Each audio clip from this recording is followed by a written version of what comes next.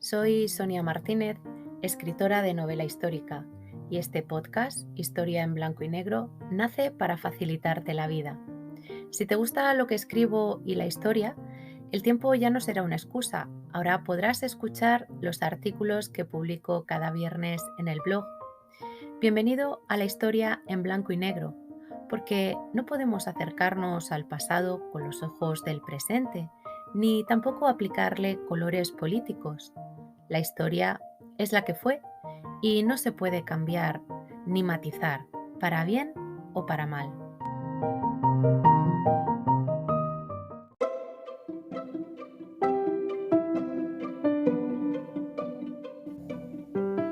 ¿Estás preparado para viajar por la historia? Despegamos.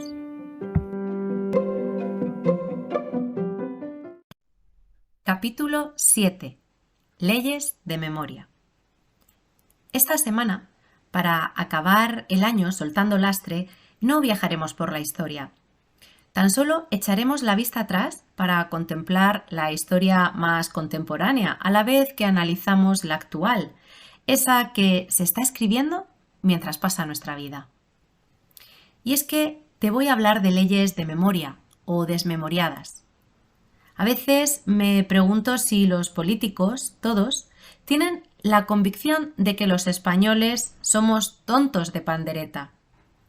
No tardo en responderme a mí misma con un rotundo sí. En realidad, no les importa a la poca o mucha gente que comprende y descubre sus patochadas al vuelo. Porque el inteligente no hace ruido. Molesta poco escondido entre libros y cultura mientras se echa las manos a la cabeza escandalizado. Así visualizan ellos a la parte de la España callada.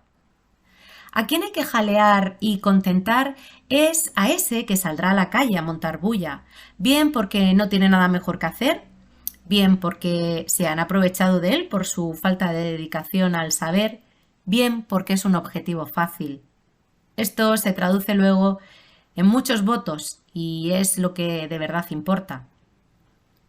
Como siempre digo, este programa es de minorías, por lo que pertenecemos al grupo de los que no se deja engañar, pero nada puede hacer por cambiar el mundo. Lo que sí podemos hacer es alzar la voz, al menos para decir «yo no soy tonto», como el lema de esa tienda de electrónica. A mí no me engañas. A veces, para hablar de historia, también hay que hacerlo de política, porque están muy unidas, íntimamente ligadas, aunque nos guste poco. ¿Y por qué digo esto? A mí me chirría mucho eso de la ley de memoria, más que nada porque habla de la historia, que es lo que defendemos y tratamos con este cariño tan grande en el programa que nos ocupa. Y en esto de las leyes, primero fue la histórica. Te confieso que me enfadé cuando se aprobó y te explico el porqué, no por lo que dice la ley, sino por lo de histórica. No me gusta criticar ni opinar sin conocer antes. De ahí que me leyera lo que dice esta ley. No es que tenga nada en contra de ella, como te decía, más que el nombre. Y verás por qué. Primero porque ¿qué es lo que significa la palabra memoria? La RAE da 14 acepciones de este vocablo. Simplemente te voy a dar 6, que son las que tienen relación con el tema que nos ocupa. La primera es facultad psíquica por medio de la cual se retiene y recuerda el pasado. La segunda es un recuerdo que se hace o un aviso que se da de algo pasado. La tercera, exposición de hechos, datos o motivos referentes a determinado asunto. Cuarta, estudio o disertación escrita sobre alguna materia. Quinta, relación de gastos hechos en una dependencia o negociado o apuntamiento de otras cosas, como una especie de inventario sin formalidad. Y la sexta, monumento para recuerdo o gloria de algo. Hablar entonces de memoria es recordar, y el recuerdo, a veces, lleva implícito el dolor. Precisamente lo que esta ley pretende no es recordar, sino hacer justicia o subsanar, si es que se puede, los errores del pasado. Por tanto, el nombre no es el correcto en este sentido. Además, solamente se refiere a un periodo concreto de nuestra historia: guerra y dictadura. Todo lo demás está de más. ¿Por qué? ¿Por qué no cuidar a las víctimas anteriores o posteriores? A mí me lleva a pensar que es porque no vende, o en otras palabras, no da votos. La ley de memoria histórica, por tanto, tiene un nombre incorrecto. Señores, por mucho que nos duela, nos fastidie o no nos guste, la historia es la que fue y no se puede cambiar. Eliminar nombres de calles, monumentos, estatuas o incluso mover cadáveres no hace que el dolor desaparezca ni la historia sea diferente. Solamente conseguimos manosear, regodearnos y tener siempre presente una parte del pasado que a nadie gusta y que además dolió mucho. Hacer justicia con aquellas víctimas está muy bien, pero ¿qué hay del presente? Es decir, yo me planteo, ¿será mejor ocuparnos y preocuparnos de no repetir los errores del pasado en el presente, de cuidar a las víctimas que tenemos hoy, para que mañana nadie tenga que venir a hacerles justicia? Y esas víctimas de hoy no tienen relación con la guerra, sí con otros hechos y otras desgracias que estamos viviendo en la actualidad. Bien, esto de la ley de memoria sucedía en el año 2007 y en este mismo año que estamos a puntito de acabar, el 2022, se aprobó la ley de memoria democrática que sustituye a la anterior, aunque básicamente es lo mismo. Al fin y al cabo ya no tiene lo de histórica, es el apellido de la historia, ¿no?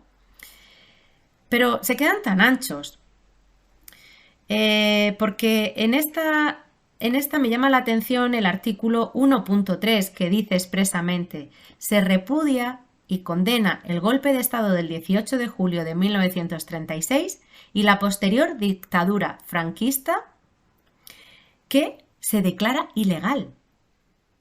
Es ilegal. Fenomenal. ¿Y las víctimas están ahora mejor por ser ilegal?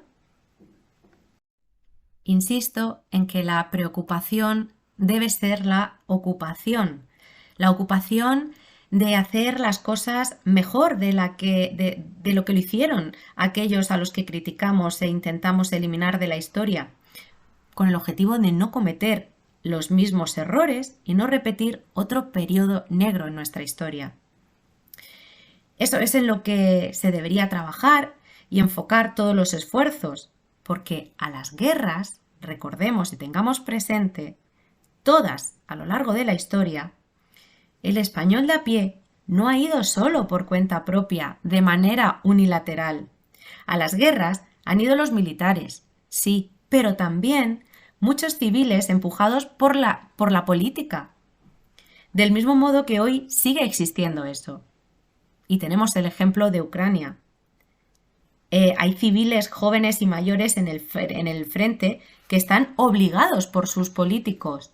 Al final, todo es política. No nos engañemos ni nos dejemos trolear, como dicen los jóvenes. Por desgracia, la política poco cambia y los que están en el poder en cada momento son los mismos, con diferente distintivo, que al final buscan su propio bienestar. Por eso te decía al principio que al hablar de historia muchas veces hay que hablar de política porque están muy relacionadas. Como ves, esta semana hemos cambiado el viaje por una reflexión por la historia. En definitiva, eso hacemos cuando acaba el año, ¿no? Balance de lo bueno y malo.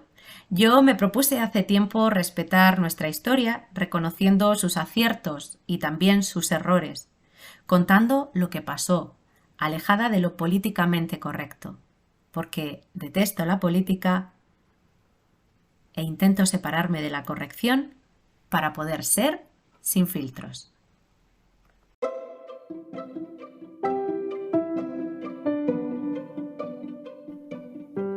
Hasta aquí el programa de esta semana. Gracias por acompañarme al otro lado y recuerda compartir si te ha gustado.